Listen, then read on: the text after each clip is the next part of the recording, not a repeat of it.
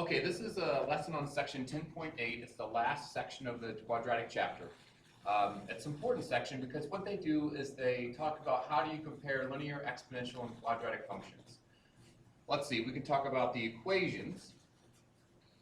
We can talk about the graphs. With the equations, you want to recognize that a linear function always has a highest power of 1, where a quadratic function always has a highest power of 2. With an exponential function, the variable is the exponent.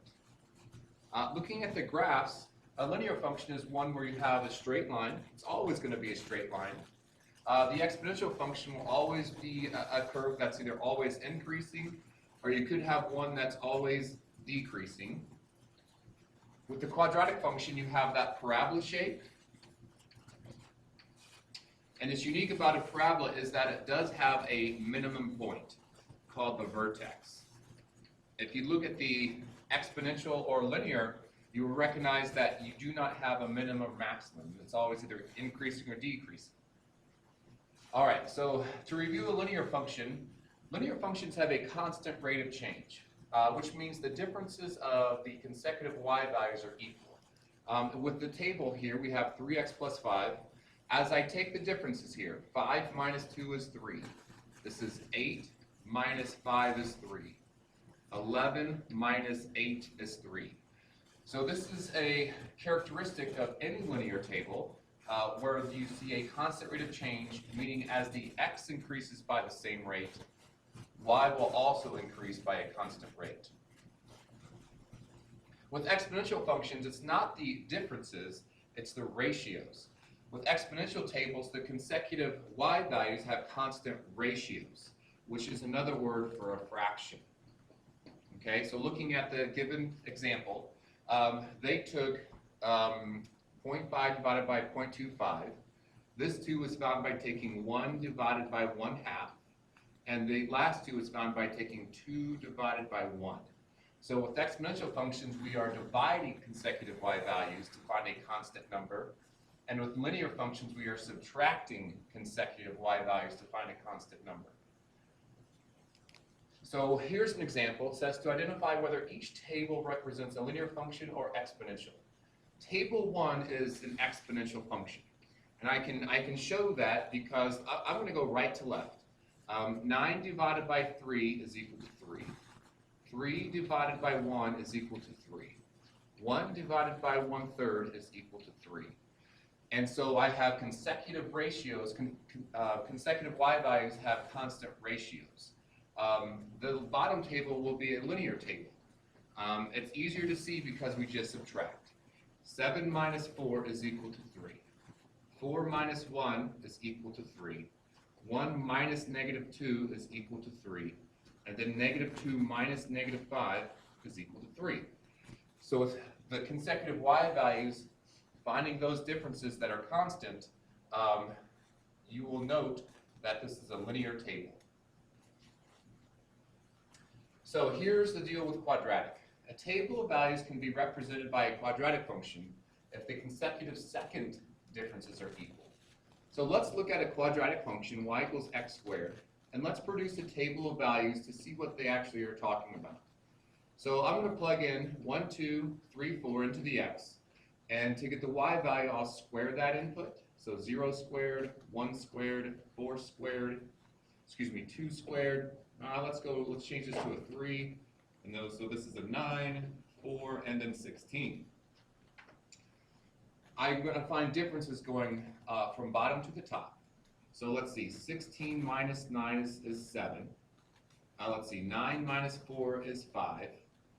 4 minus 1 is 3. And then 1 minus 0 is 1. You'll note that the first differences are not constant, so this is not linear. If these green numbers were the same, we could say this is a linear table. But look at the second difference. So 7 minus 5 is 2. 5 minus 3 is 2, and 3 minus 1 is 2. Since the second difference of the output is constant, we would say this is a quadratic function, and all quadratic functions have this property. Show that the following table is quadratic. So I'm going to start at the end here. I'm going to take I'm going to take 8 minus 2 is 6. 2 minus 0 is 2. 0 minus 2 is negative 2. And then 2 minus 8 is negative 6. We know this is not linear. The first difference is not constant. But look at the second difference. 6 minus 2 is 4. 2 minus negative 2 is 2 plus 2, which is 4.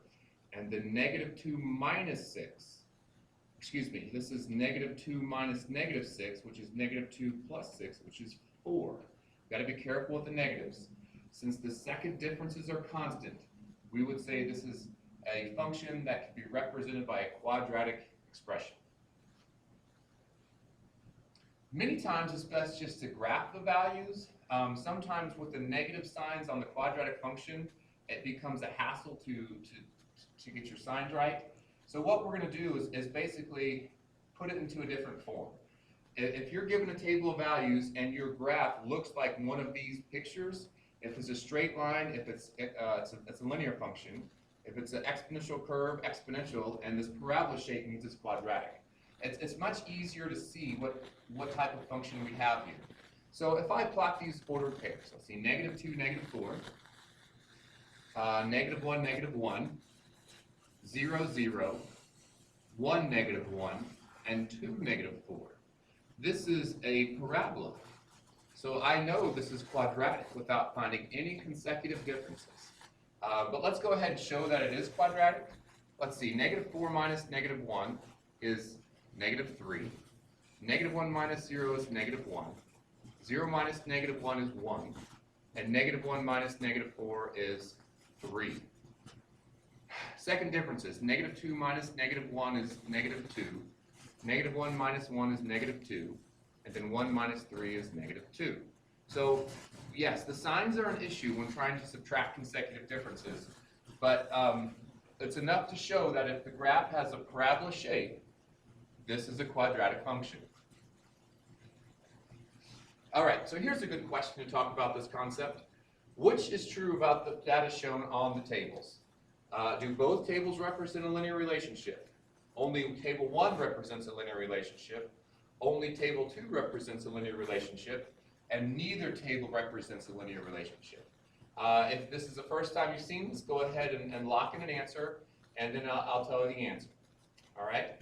Now, what you're going to notice here with the x values, they are not constant, which means the y values don't have to be constant. What I'm saying is this. Notice that this increases by 1, this increases by 1, and this increases by 6, and this increases by 1.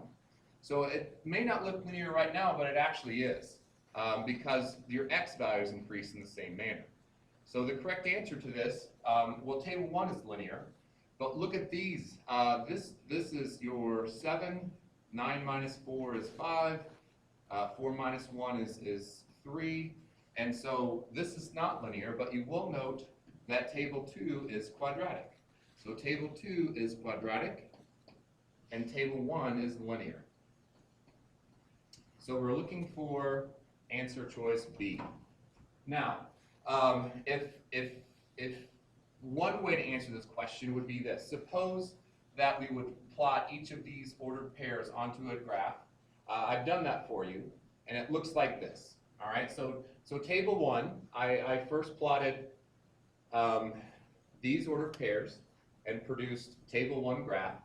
And then table 2, I plotted these ordered pairs. And looking at the graph, now is it easier to see which one is linear? I think it's obvious now. I could connect these lines, these points with a straight line. This is definitely linear. But these on the second graph, on table 2, this is a quadratic. Okay, so the lesson here is that sometimes it's easier just to plot the points and see what type of curve you have.